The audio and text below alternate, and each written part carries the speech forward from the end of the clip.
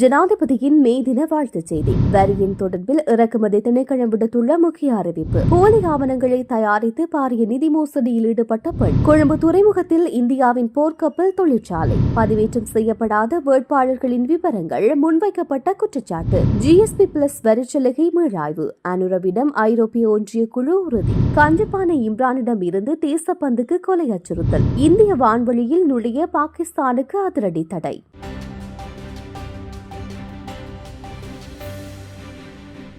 நாட்டின் பொருளாதாரத்தை மீண்டும் உயர்த்துவதன் மூலம் அரசாங்கம் ஒரு நிலையான தொடக்கத்தை எட்டியுள்ளது என்று ஜனாதிபதி அன்ருகுமார் திசாநாயக்க தெரிவித்துள்ளார். சர்வதேச தொழிலாளர் தினத்தை முன்னிட்டு ஜனாதிபதி வெளியிட்டுள்ள வாழ்த்துச் செய்தியிலேயே இதனை குறிப்பிட்டுள்ளார். 1886 ஆண்டு மே மாதம் 1ஆம் தேதி அமெரிக்காவின் சிகாகோ நகரில் ஹெமார்கட் சதுக்கத்தில் 8 மணி நேர வேலை நேரத்தை கோரி போராட்டம் நடத்திய போது இடம்பெற்ற அடக்குமுறை துப்பாக்கிச் சூட்டில் தாக்குதலுக்கு இலக்காகி ரத்தம் சிந்திய தொழிலாளர்களை நினைவு கூறும் வகையில் 1886 ஆண்டு கூடிய 2ஆம் கம்யூனிஸ்ட் சர்வதேசம் அன்றிலிருந்து ஒவ்வொரு ஆண்டும் மே மாதம் 1ஆம் தேதியை சர்வதேச தொழிலாளர் தினமாக பிரகடனப்படுத்த முடிவு செய்தது.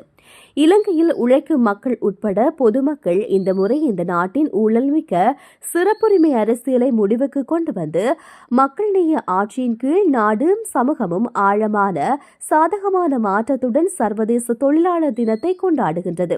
70 ஆண்டுகளாக மேற்கொள்ளப்பட்ட ஊழல் ஆட்சியை முடிவுக்கு கொண்டு வந்து இந்த நாட்டின் அரசியலில் குறிப்பிடத்தக்க திருப்புமுனையை குறிக்கும் வகையில் கடந்த ஜனாதிபதி மற்றும் பொதுத் தேர்தலில் இனமத வேறுபாடின்றி இந்த நாட்டின் அனைத்து மக்களும் செயற்பட்டனர்.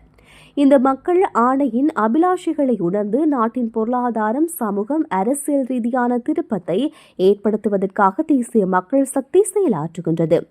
ஊழல் நிறைந்த சிறப்புரிமை அரசியல் முறைமையால் பாதாளத்துக்குள் தள்ளப்பட்ட இந்த நாட்டின் பொருளாதாரத்தை மீட்டெடுத்து நிலையான ஆரம்பத்தை ஏற்படுத்துவதில் தற்போது நாம் வெற்றி பெற்றுள்ளோம் என குறிப்பிட்டுள்ளார். வட்டி வருமானத்தின் மீது நிறுத்தி வைக்கும் வரிக்குட்பட்ட ஆனால் வரி விதிக்கக்கூடிய வருமானம் இல்லாத தனிநபர்கள் வங்கி மற்றும் நிதி நிறுவனங்களுக்கு சுய அறிவிப்புகளை சமர்ப்பிப்பதற்கான இறுதி நாள் ஏப்ரல் மாதம் 30ஆம் தேதி என தகவல் வெளியாகியுள்ளன. அவ்வாறான எந்த ஒரு காலக்கெடுவும் நிர்ணயிக்கப்படவில்லை என உள்நாட்டு இறைவரி திணைக்கள ஆணையாளர் நாயகம் தெரிவித்துள்ளார். தொடர்புடைய வைப்புத் தொகைகளுக்கு வட்டி செலுத்தல்களை பெறுவதற்கு முன்பு நிறுத்தி வைக்கும் வரி விலக்கு கோரும் பிரகடனத்தை சமர்ப்பிக்க வேண்டும்.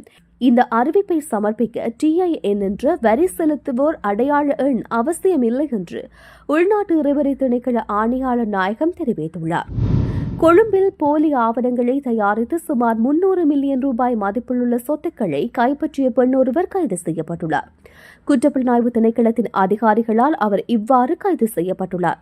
பெறப்பட்ட முறைப்பாட்டின் அடிப்படையில் நடத்தப்பட்ட விசாரணைகளை தொடர்ந்து இந்த கைது சம்பவம் இடம்பெற்றுள்ளது.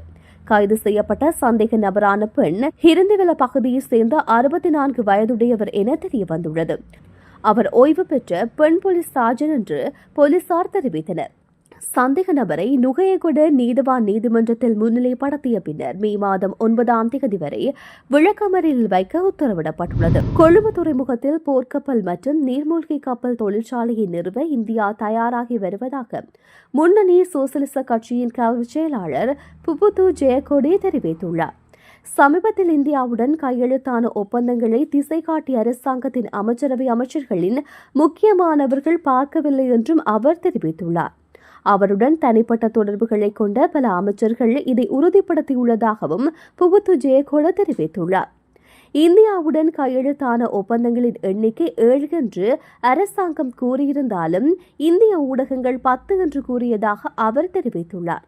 மேலும் இலங்கையில் இந்திய ராணுவம் ஆயுத தொழிற்சாலைகள் மற்றும் ஆயுத கிடங்குகளை நிறுவுவது குறித்து விவரங்களை இந்திய பாதுகாப்பு செயலாளரை இந்திய ஊடகங்களுக்கு வெளிப்படுத்தியதாகவும் புபுது ஜெயக்கொட சுட்டிக்காட்டியுள்ளார். உள்ளூராட்சி மன்றங்களில் போட்டியிடும் வேட்பாளர்களின் விவரங்கள் தேர்தல் திணைக்களத்தின் இணையதளத்தில் பதிவேற்றப்படாமை தொடர்பில் சமூக ஆர்வலர்கள் கேள்வி எழுப்பியுள்ளனர். கடந்த 24/4/2025 அன்று தேர்தல் திணைக்களத்தினால் உத்தியோகபூர்வ இணையதளத்தில் இலங்கையில் எதிர்வரும் 6ஆம் தேதி தேர்தல் நடைபெறவுள்ளது என்று உள்ளூராட்சி மன்றங்களில் போட்டியிடும் வேட்பாளர்களின் விவரங்கள் வெளியிடப்படுவதாக அறிவிக்கப்பட்டுள்ளது. மக்கள் வேட்பாளர்களின் விவரங்களை அறிந்து கொள்வதற்கு வழிமுறையாக விவரங்களை வெளிப்படுத்துவதாக தேர்தல் திணைக்களம் உத்தியோகபூர்வ அறிவிப்பை வெளியிட்டிருந்தது.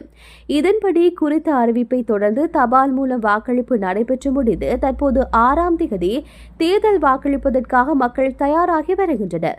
தேர்தலுக்கு இன்னும் 6 நாட்கள் உள்ள நிலையில் நேற்று 30/4/2025 இரவு 8:50 வரை திணைக்களம் தெரிவித்தது போன்று எந்தவொரு வேட்பாளர்களுடைய தேர்தல் விவரங்களையும் தேர்தல் திணைக்களத்தின் இணையதளத்தில் பதிவேற்றப்படவில்லை என தெரிவிக்கப்பட்டுள்ளது.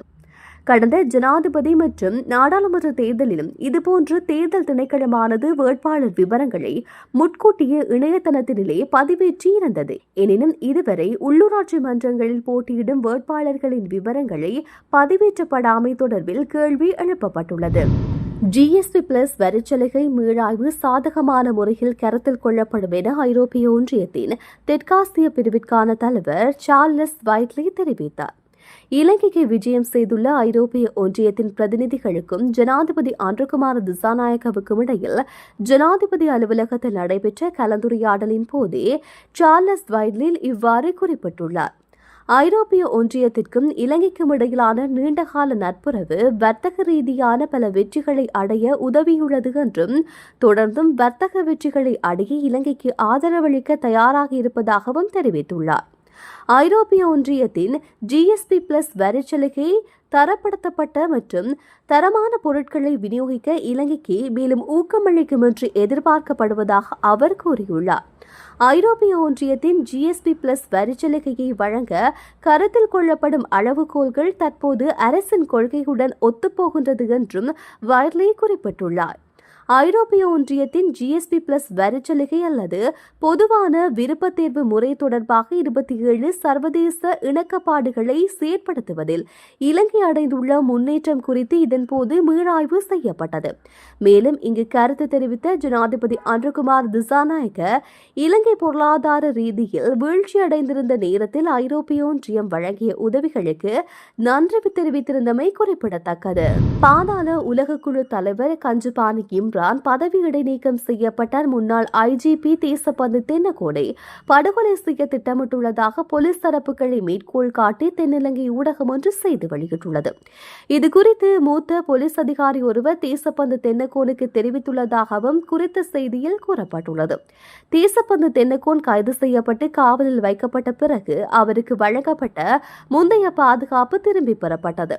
மேலும் அவர் பிணையில் செல்ல அனுமதிக்கப்பட்ட பிறகு முந்தைய பாதுகாப்பு இன்னும் வழங்கப்படவில்லை என கூறப்படுகிறது.